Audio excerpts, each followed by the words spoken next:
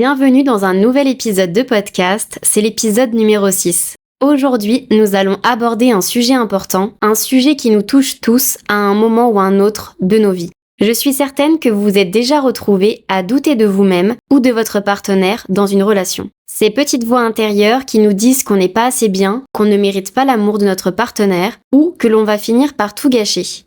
Ces insécurités sont une réalité pour beaucoup et elles peuvent sérieusement affecter notre épanouissement personnel et notre relation. Je vais vous en parler aujourd'hui à travers des témoignages, des exemples concrets et bien sûr des conseils pour cultiver l'amour-propre, cette arme secrète qui, lorsqu'elle est bien maîtrisée, peut transformer votre manière de vivre une relation amoureuse. Personnellement, j'ai traversé des moments où j'étais paralysée par mes propres doutes. Est-ce que je suis assez bien pour mon partenaire? Est-ce que je mérite d'être heureuse? Est-ce que je mérite d'être aimée? Ces questions me hantaient, jusqu'au jour où j'ai compris qu'il était nécessaire de me regarder dans le miroir et de commencer à m'accepter telle que je suis. Ce n'est pas facile, croyez-moi, mais c'est un chemin qui vaut la peine d'être parcouru. Aujourd'hui, j'aimerais qu'on prenne un moment pour réfléchir à ces insécurités ensemble qui nous freinent, et plus encore à comment l'amour-propre peut nous aider à les surmonter. Comment l'amour-propre aide à vaincre les doutes dans une relation. Partie 1. Comprendre les insécurités dans les relations. Les facteurs internes, l'estime de soi et les croyances limitantes. Commençons par ce qui crée ces insécurités. Ces petits monstres invisibles qui nous envahissent parfois, ce sont souvent des facteurs internes, des croyances limitantes qui se sont installées en nous depuis longtemps. Par exemple, si vous avez grandi dans un environnement où l'amour n'était pas exprimé ouvertement, il peut être difficile de croire qu'on mérite l'amour.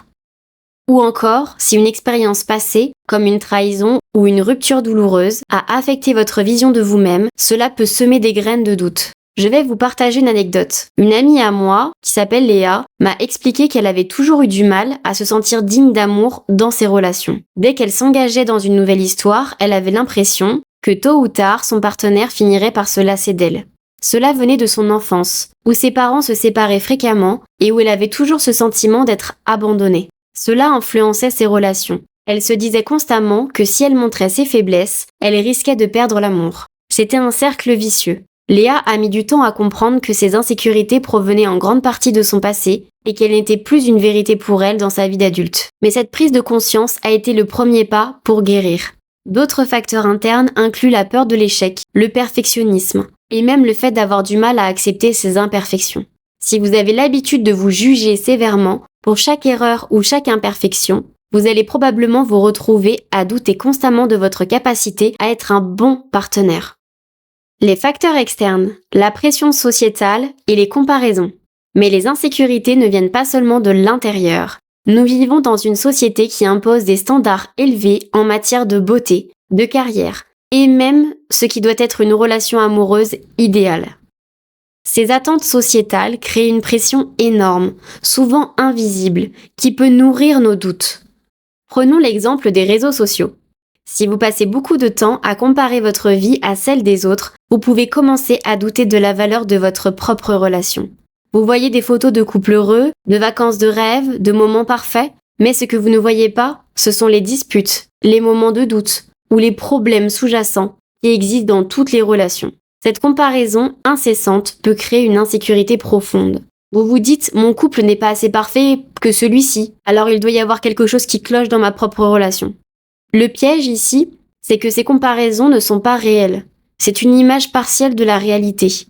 Chaque couple a ses hauts et ses bas. Et c'est ça qui fait la richesse d'une relation. Mais tant que vous serez prisonnier de cette comparaison, il sera difficile d'apprécier ce que vous avez. Reconnaître ces insécurités, un premier pas crucial. C'est un premier pas vers la guérison. Mais comment reconnaître ces insécurités? Cela peut se manifester dans des situations où vous sentez un manque de contrôle. Peut-être que vous devenez excessivement jaloux ou jalouse, possessif ou possessive, et que vous vous inquiétez constamment de ce que votre partenaire fait ou ne fait pas. Ou peut-être vous vous sentez constamment sous pression pour plaire à l'autre au détriment de vos propres besoins. Ces petites alertes sont des signes que quelque chose dans votre relation avec vous-même doit être réajusté. Partie 2. Douter de son partenaire. Mais pourquoi ? Les doutes que l'on ressent envers notre partenaire peuvent être influencés par plusieurs facteurs. Parfois, ces doutes sont liés à des expériences passées où nous avons été trahis, ignorés, négligés. Si nous avons vécu des relations où la confiance a été brisée, il est facile de projeter ces peurs sur notre relation actuelle, même si notre partenaire n'a rien fait pour les provoquer. Ces peurs, bien qu'invisibles, influencent notre manière de voir l'autre et peuvent nous mener à douter de son amour ou de sa fidélité. Prenons l'exemple d'Amandine, qui avait eu une relation amoureuse où elle avait été trompée. Même dans sa relation actuelle avec un homme sincère et attentionné, elle se surprenait à douter de lui, à vérifier ses messages ou à avoir des pensées obsessionnelles de trahison. Ces comportements étaient des réflexes inconscients liés à ses expériences passées. Mais elle se rendait compte que cela affectait leur relation jusqu'à leur séparation. Reconnaître les doutes. Quand faut-il s'inquiéter ? Il est crucial de savoir distinguer les doutes sains des doutes excessifs. Un doute sain peut survenir lorsque vous remarquez que votre partenaire semble distant ou que des comportements différents se produisent. Ces moments peuvent éveiller une inquiétude légitime et servir de point de départ à une conversation ouverte. Cependant, il est important de faire la différence avec les doutes excessifs qui sont bien souvent ancrés dans des peurs irrationnelles, des injustices émotionnelles ou encore des projections du passé. Les doutes excessifs ne sont pas toujours basés sur des faits réels, mais plutôt sur des perceptions personnelles ou des expériences passées. Pour éviter que ces doutes ne prennent le dessus et viennent perturber la relation, voici quelques signes qu'il est important de reconnaître. En 1, nous avons la suspicion constante sans raison claire. Un doute sain peut survenir naturellement lorsque vous avez des sentiments de malaise dans une situation particulière, mais il est important de distinguer la suspicion non fondée. Si vous commencez à ressentir une méfiance constante envers votre partenaire, même en l'absence de preuves concrètes, cela peut être un signe que vous êtes en train de laisser des peurs irrationnelles diriger vos pensées. Par exemple, vous pouvez commencer à vous dire que votre partenaire vous cache des choses, mais sans avoir de raison logique pour l'affirmer. Cela pourrait se manifester par des pensées telles que « il, elle ne répond plus aux messages aussi vite qu'avant »,« est-ce qu'il ou elle me cache quelque chose ?»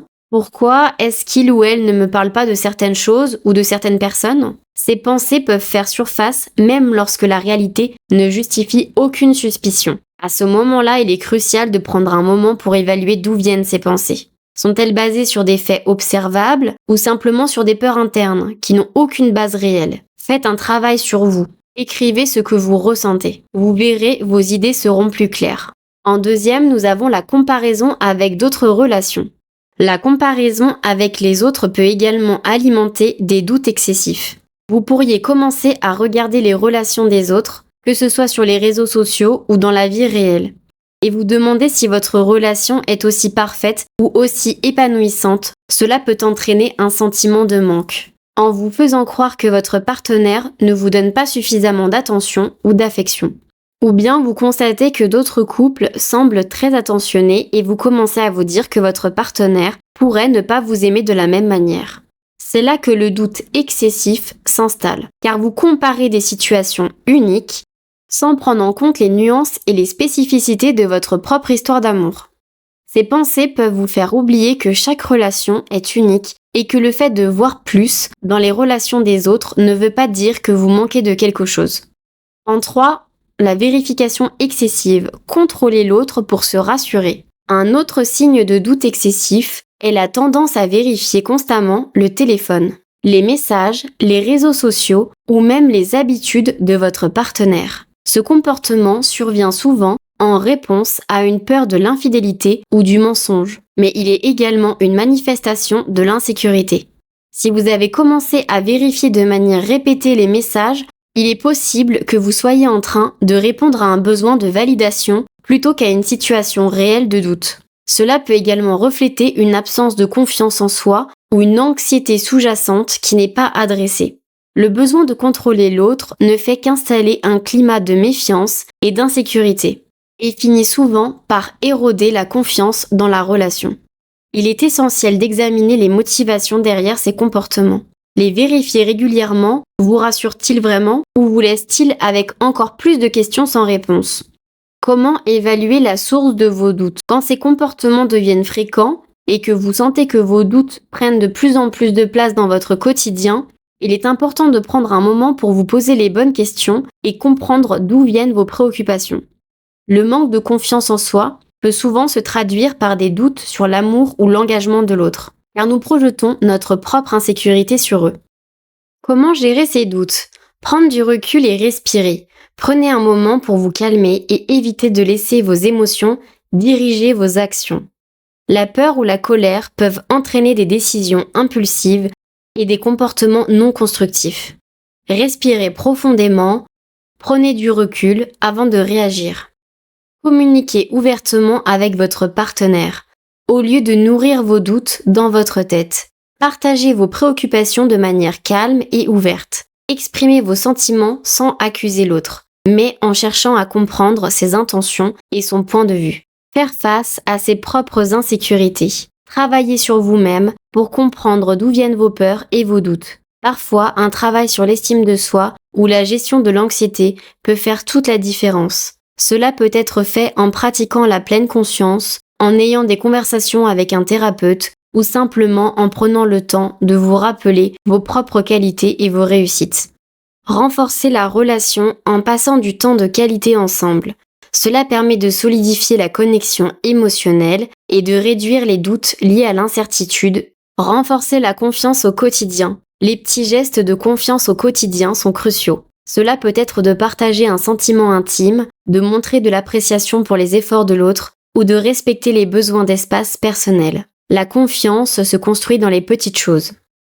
Partie 3. Cultiver l'amour-propre pour apaiser les doutes. Maintenant que nous avons bien cerné les insécurités, parlons de ce qui peut vous aider à les surmonter. L'amour-propre. C'est la clé qui va non seulement vous aider à renforcer votre relation avec vous-même, mais aussi à solidifier vos liens avec votre partenaire. L'amour-propre, ce n'est pas une question de narcissisme ou de vanité. C'est savoir s'accepter pleinement, avec ses imperfections, ses faiblesses et ses forces. C'est aussi la capacité de reconnaître qu'on est déjà complet, sans avoir besoin de prouver notre valeur par l'approbation de l'autre. Vous êtes assez, vous êtes digne, et bien que cela prenne du temps, cette acceptation est la base d'une relation saine. L'amour-propre, c'est aussi se donner la permission de prendre soin de soi, de respecter ses limites et de s'aimer sans condition. Si vous attendez toujours l'amour des autres pour vous valider, vous risquez d'être constamment déçu, car personne ne peut vous combler à 100%. Je vous l'assure. Les pratiques quotidiennes pour développer l'amour-propre. En premier, on a le journal de gratitude d'amour-propre. Chaque jour, écrivez 3 choses que vous aimez bien chez vous. Cela peut être une qualité, une action que vous avez accomplie, ou même un moment où vous vous êtes senti fier de vous.